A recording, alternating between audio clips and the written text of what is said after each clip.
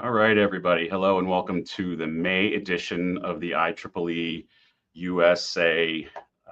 Government Relations Update, Washington Update. I am Eric Heilman, your Director of Government Relations here in Washington, D.C. We've got a lot going on as usual, a lot of things to dive into. And if I can get the slide pulled up. Apologies. Then I'll start rolling through. Just a second.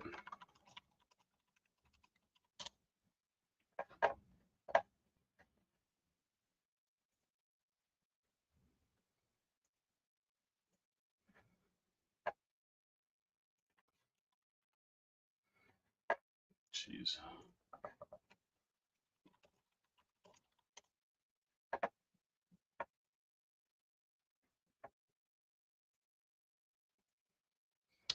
All right. Well,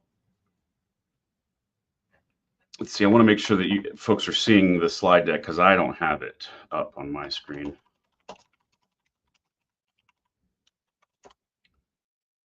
Apologies. I'm IMing with my tech guy right now just to make sure we're good to go. Okay. Well, I think we can roll through this. I've got enough to go on here. Apologies.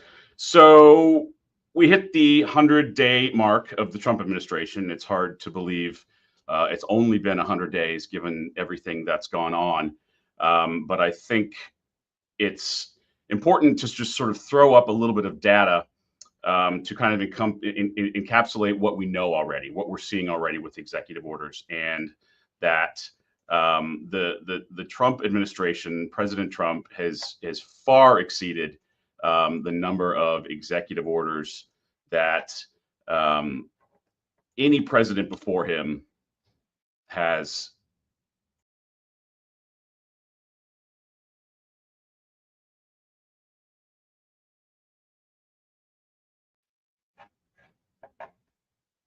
Yeah, we're having technical difficulties here.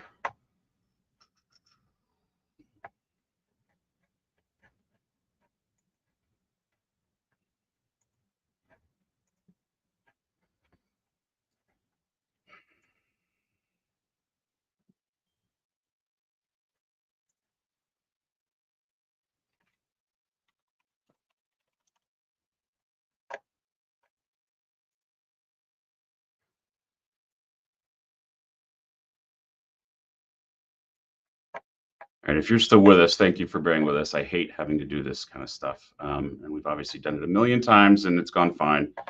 But we take 1 month off and everything goes haywire. Click on them again.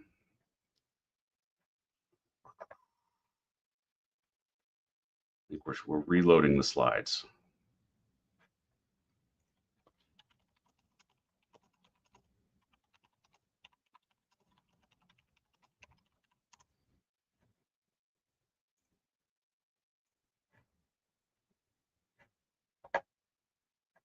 In the meantime, I think we have a new pope. There we go. Now I can see it. All right. We just had to refresh everything. And I'm not going to go over this one again because you know what's happening. You know what's going on in the world. You know what's happening here in Washington, D.C. and with this president.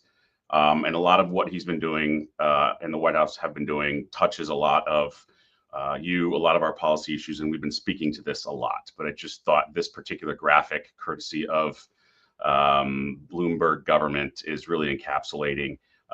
It's not unusual for a president to come into office and issue a number of executive orders to start executing his agenda on day one. Quickest way for a president to do that.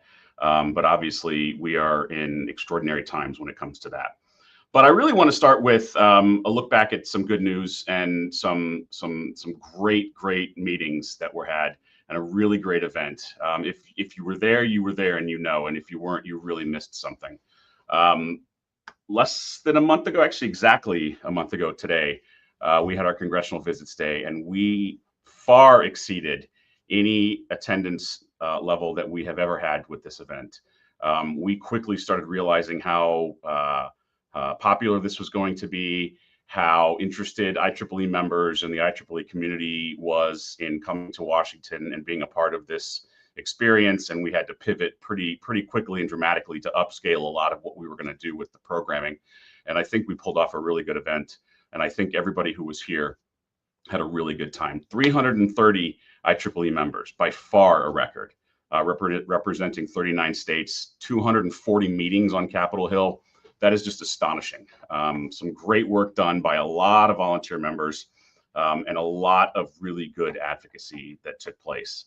And a lot of what I'm about to talk about and things that are unfolding here in Washington speak directly to the foundational messages that were laid by our members in these meetings. And that day and those meetings have represented kind of the start of a pretty big advocacy push when it comes to some of the big issues that we're talking about, especially the federal budget and appropriations and funding for a number of these key agencies. And so what we're really talking about here is the budget that was released by the White House a week ago. If you recall, barely 2 months ago, the FY25 budget was finally signed into law 6 months late, 6 months into the fiscal year. We have been operating under a continuing resolution and threats of a shutdown, and we got FY25 behind us 6 months late. And we are now underway with the FY26 process. FY26 begins on October 1 of this year. So we're getting a little bit of a late start on that, but usually the way this goes, and I'll throw up a process slide here shortly, is that the first starter gun action is for the White House to submit its budget request to Congress for approval. And that's generally what happened. And I say generally because what went up to the White House this May 2nd, 6 days ago, 6 days ago, was really a skinny budget request. It didn't have a lot of detail on a lot of the accounts and agencies that it spoke to. And there are some agencies and departments, cabinet level departments, that are left out completely. So there's a kind of a wonky way that this budget is going to come together. Nonetheless, that budget went up, and it was pretty dramatic in what was cut. And I selected a few of the agencies that you all know that we advocate for, work with, support, and those numbers are pretty stark.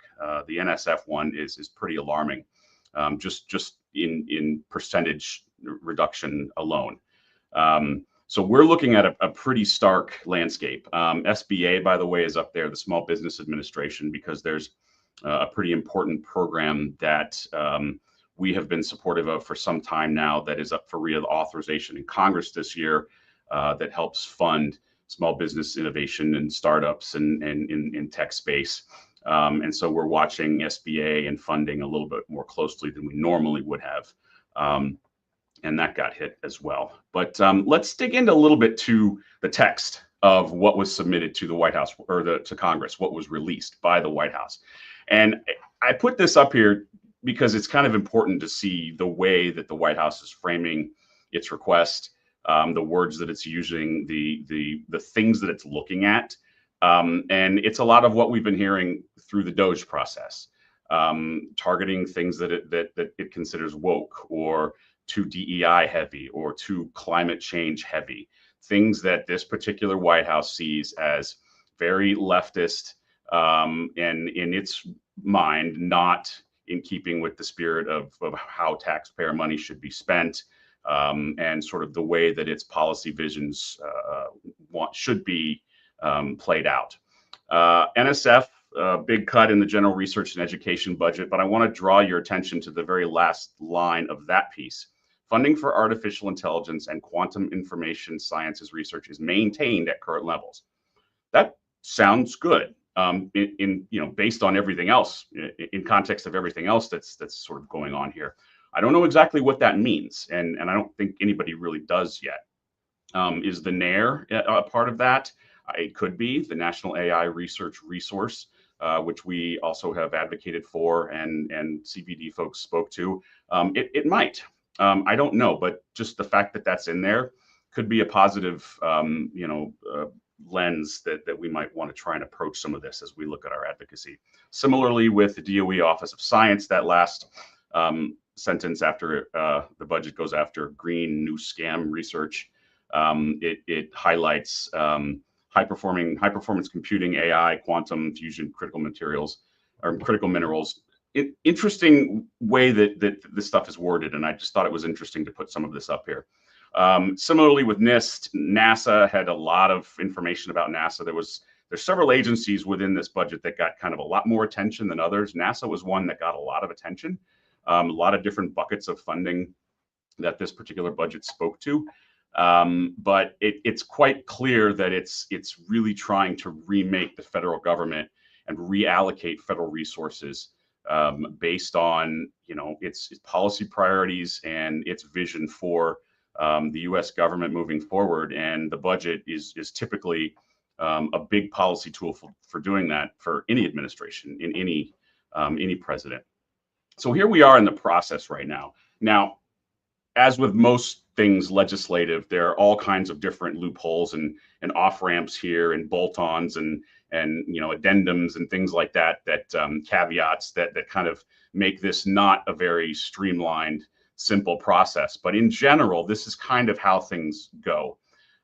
We are now in this red box where the budget has been submitted to Congress, and Congress then divides up that budget into 12 separate pieces per chamber, 12 in the Senate, 12 in the House. And each of those pieces has a corresponding subcommittee on the full Appropriations Committee that is in charge of that particular piece of the budget. And it usually falls under jurisdictional lines, agencies. And I'll show you kind of how that works in a bit. So we are now in the part of this process where it is now up to Congress to decide what comes out the other end of this. And we're a week in, and already it's starting to look like it's going to be messy. And I don't think anybody thought otherwise, but because there's so much of an unprecedented nature to the way that not just this particular budget proposal, but so much of the policymaking process just this year has unfolded, it's really going to be interesting to see kind of how this plays out. Like I said, you've got the Senate appropriations and the House appropriations pieces that are now started to dig in on this. And it's always interesting to see how those particular elected officials respond to the budget request. And one key senator that everyone's going to be watching and that will be pivotal throughout this whole process is the chair of the Senate Appropriations Committee, Susan Collins of Maine, a pretty staunch, sort of independent-minded moderate, and who has already shown no qualms about challenging the White House, pushing back against some of President Trump's ideas and policies, and did so based on with her initial thoughts here already. And just the fact that you have the chair of the Senate Appropriations Committee, a Republican, say something like this shows that this is not going to be an easy ride for this particular budget proposal. And it's starting to bubble even with a week, it's been out there a week. Republicans are in this, look, we really are talking about just Republicans here, to be honest, because they have majority control of both chambers, and it's their party's president who's in the White House. So this is where the spotlight really is. In the Senate, the Democrats will have a little bit more say just because of the nature of that body. But generally, we're looking to see how Republicans, who will control where this budget goes, how they're responding. And not everybody's happy. And there's a lot of different pieces out there that I tried to kind of screen grab and pull for you so you could get a bit of a reflection for what's out there and sort of what's being said, not just in mainstream media, but kind of inside the Beltway stuff.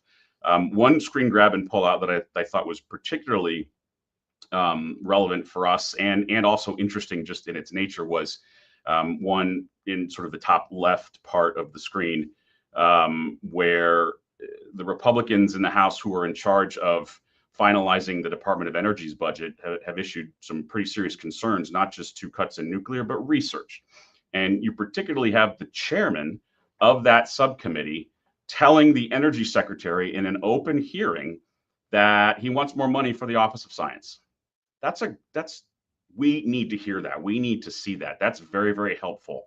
And again, it's just kind of, it's not kind of, it is a very large marker for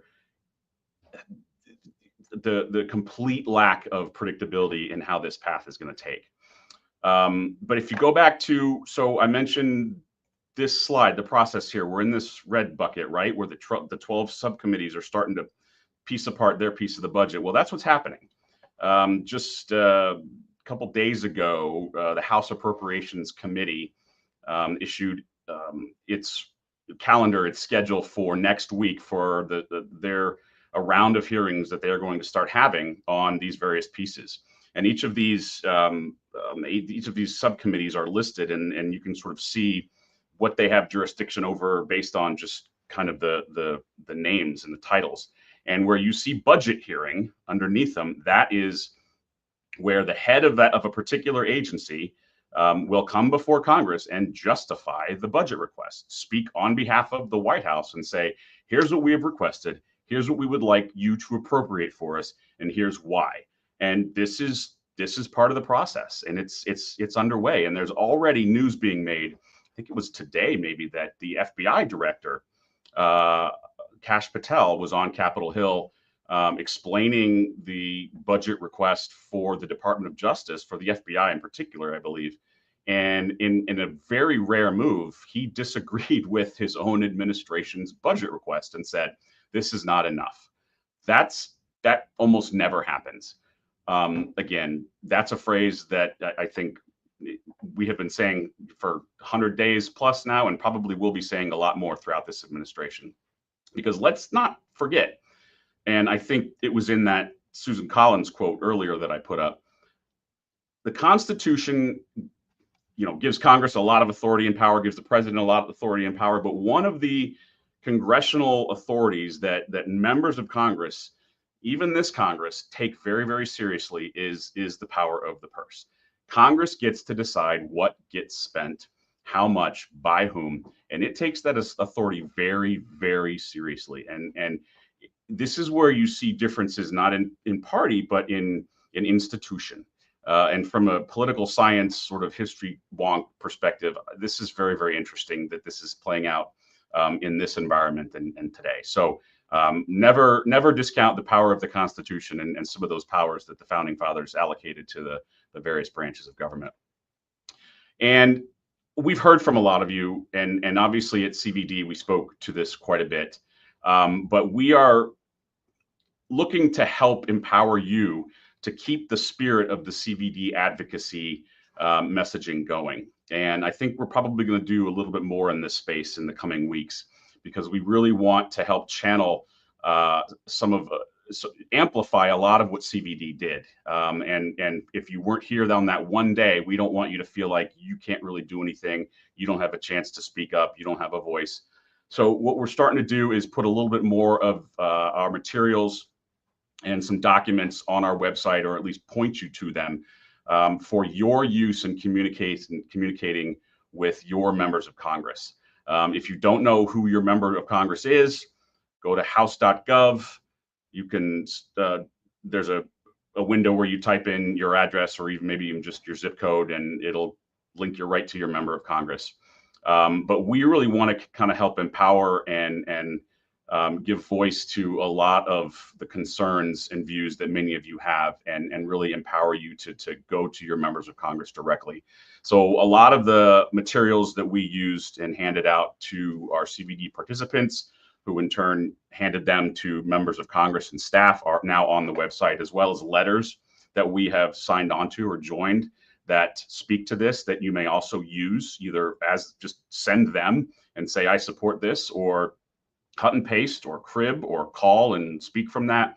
We'll talk a little bit more about sort of ways to do this, but we really wanted to at least kind of start making things available to our members in the United States, because we know that this is a unique time and there are very unique challenges for the advocacy priorities that we have, and you need to be a part of this. And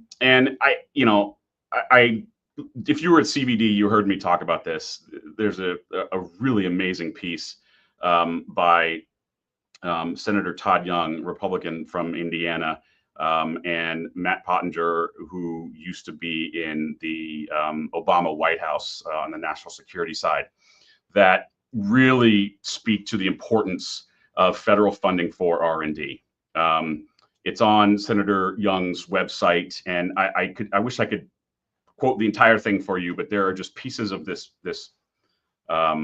piece that are speak exactly to what we need and what we see and what we are advocating for. And the fact that you have a sitting Republican senator in a very red state standing up and saying these things is a very, very good thing. And we are increasingly engaging with him and his staff on how we can be helpful in sort of buttressing his messaging, buttressing his efforts, and really, aligning our advocacy together somehow. So if you haven't seen this piece, go to Senator Todd Young's webpage.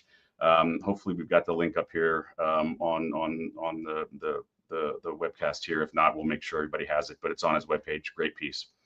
And, as always, there's a lot of people being impacted by what's going on in the federal workforce and the ripple effects that it's having throughout the research and technology ecosystem. We understand that.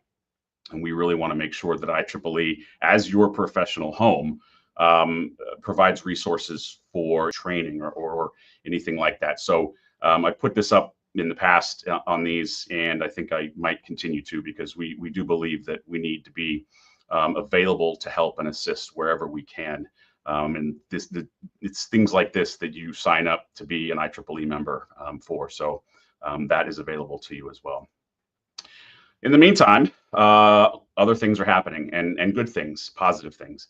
I may have previewed this in a previous Washington update, but it was made official just last week.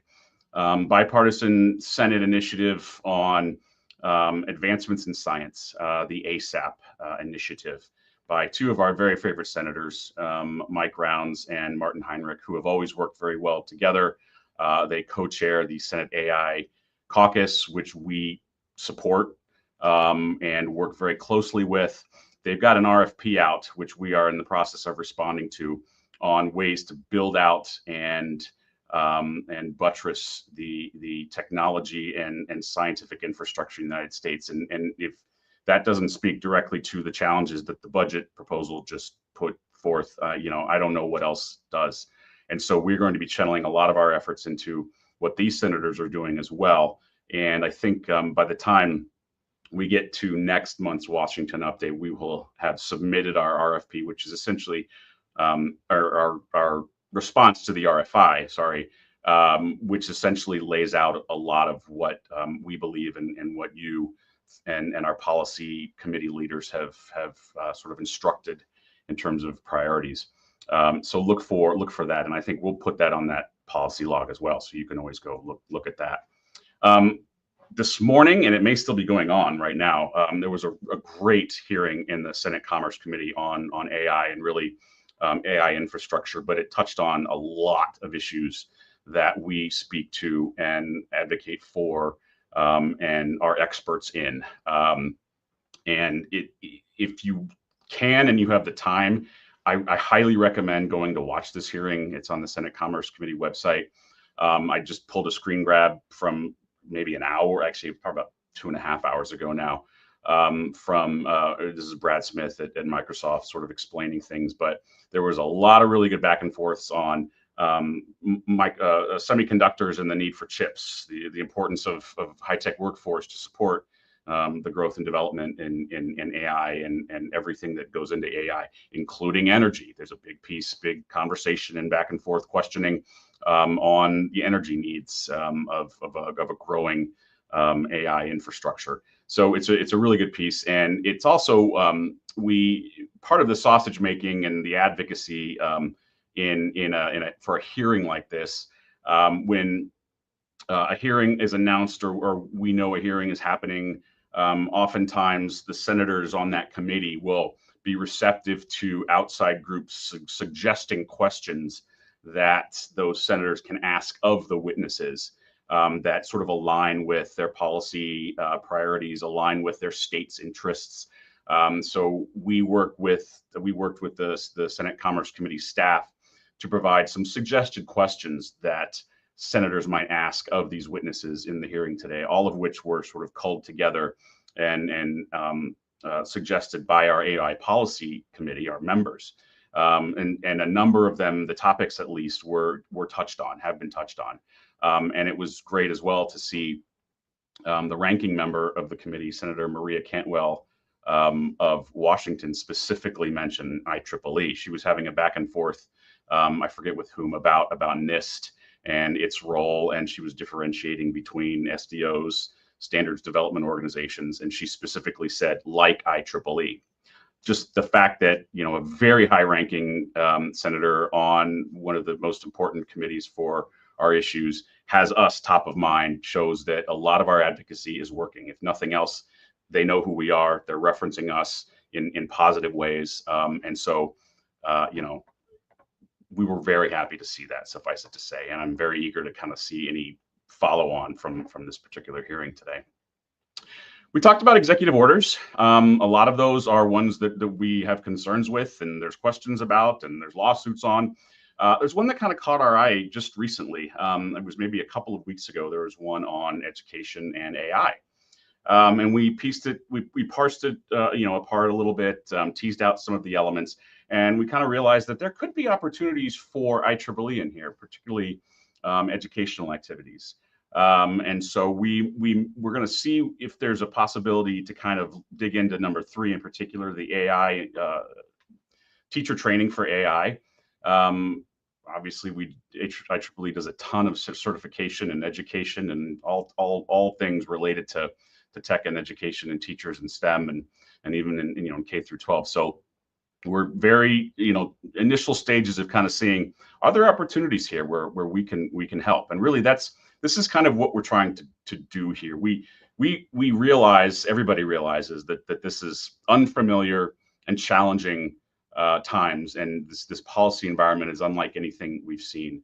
But we have to continue to move forward in our mission, and it's things like this that sort of allow those steps to be positive and be contributing and diplomatic and helpful, that sort of then help you know, get us at the table and into the doors and into the conversations about some of these other things that may be a little bit more challenging. So, you know, while we may not be one of the most high profile, you know, press releasing statements of concern every time something happens, that's not really our MO and our style. And we think this sort of small, diplomatic, constituent driven, helpful, constructive, feedback driven actions are really ultimately what's going to be the most successful in this environment, which again is just barely just over 100 days old.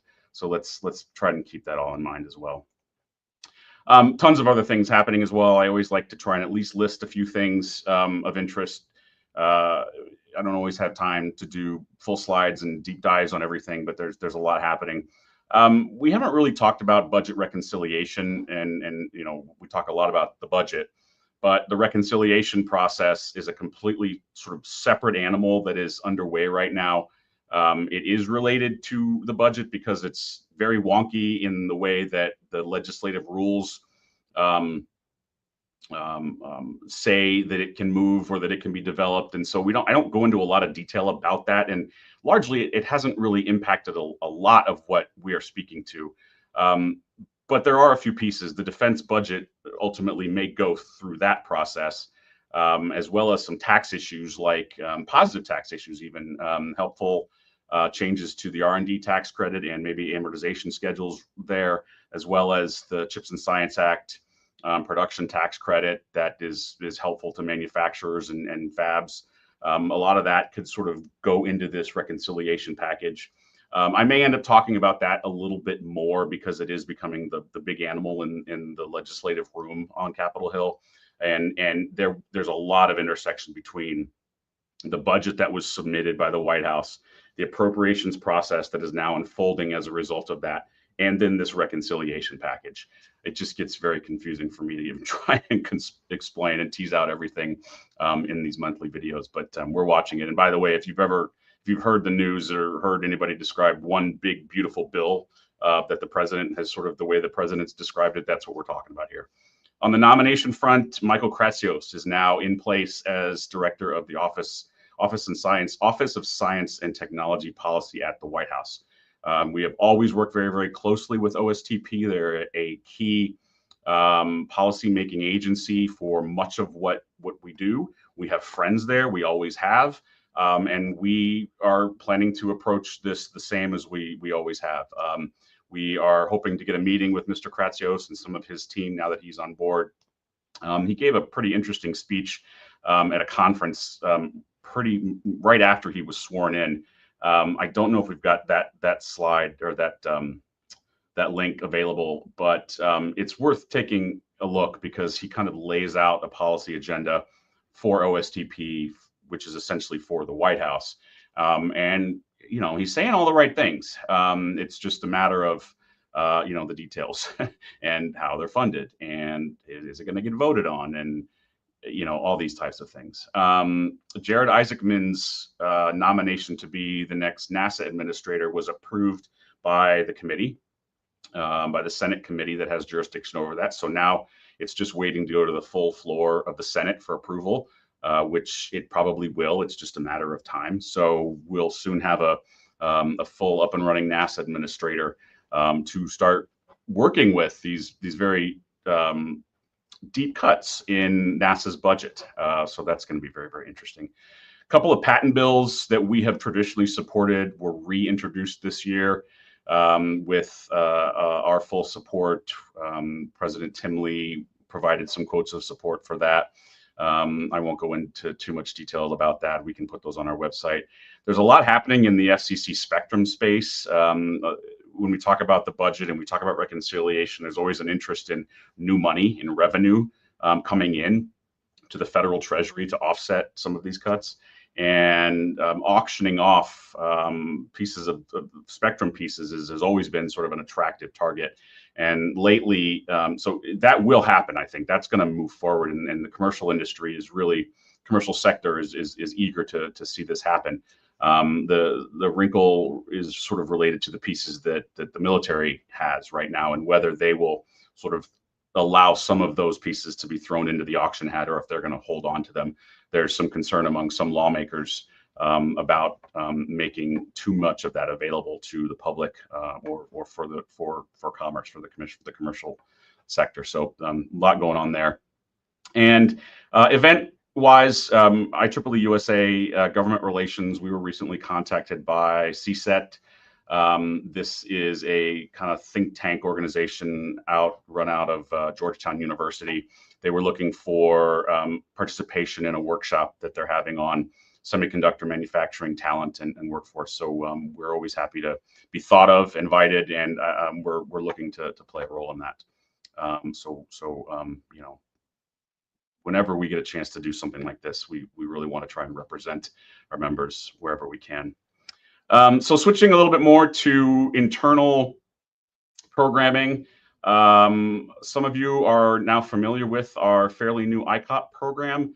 It was launched about a year ago, and this is essentially CVD, but on a much smaller scale and in your states, in your districts. We now have a website. Took a bit to get some branding going and a website up and running, and we have one in the works now for the end of this month in Texas, 2 locations. We like to kind of keep these ICOP programs kind of small. We have targeted the YP community and student community for a lot of these, largely because, you know, it's great to get everyone engaged at that level. We like to kind of bring our GR stuff into, you know, states and towns and regions throughout the United States, and show folks that you can connect with your member of Congress even there. You don't have to come to DC once a year if you can't afford it, or you don't have time, or you don't know what you're doing. We'll come to you and we'll put it all together for you. So we've got one with 2 different locations coming up, and then we've got plans for the rest of the year as well. So this site is up and running, and if you're a YP, if you're a student and you're interested in kind of getting involved in one of these, or maybe helping us organize one where you live, let us know. There's contact information on this website. Our next iWork is next week. We are going up to Portland, Maine, and we're going to have a full day of discussions and meetings and panels and breakout sessions and networking, largely focused on AI and how to grow not just AI, but a tech infrastructure in Maine and sort of the northeast part of the country. I will be moderating a panel on IP and AI. We're going to have a few folks from the U.S. government join us. Lots of local representation from academia.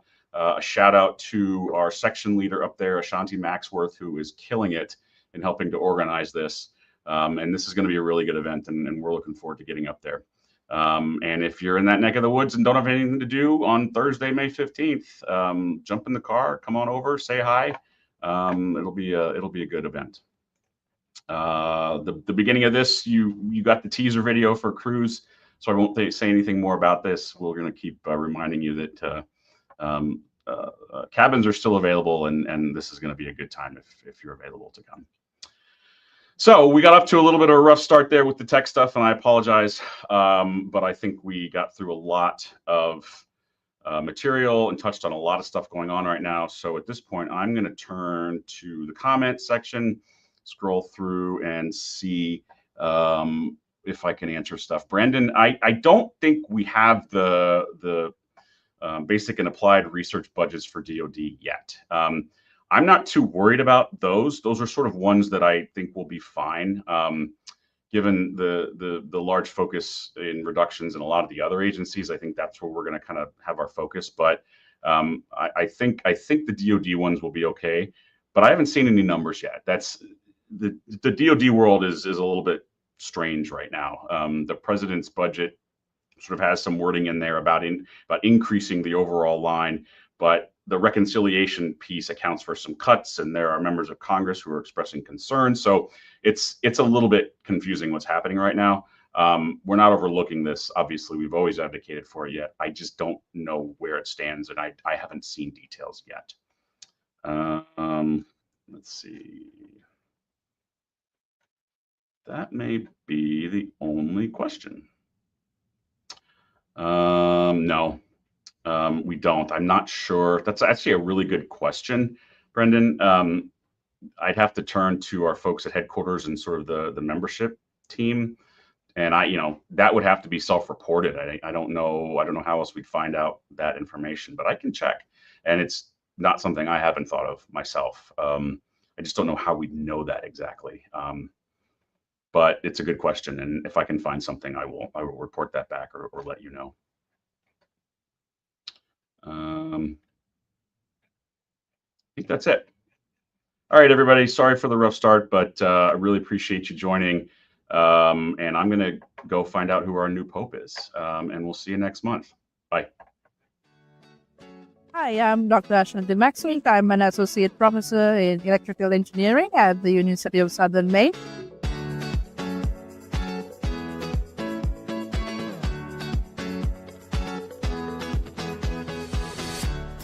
I'm very excited to welcome all of you for the IEEE-USA Innovation Workforce Research and Development Conference, which will be held on May 15th at the University of Southern Maine Portland campus. If you are a STEM entrepreneur or if you are somebody who wants to start your business in Maine, this will be your conference. Our goal is to bring resources and representatives from the industry, academia, as well as from the government into one place. So if you are a change maker in Maine or would like to be one, this is your opportunity. And I'll see you on May 15th.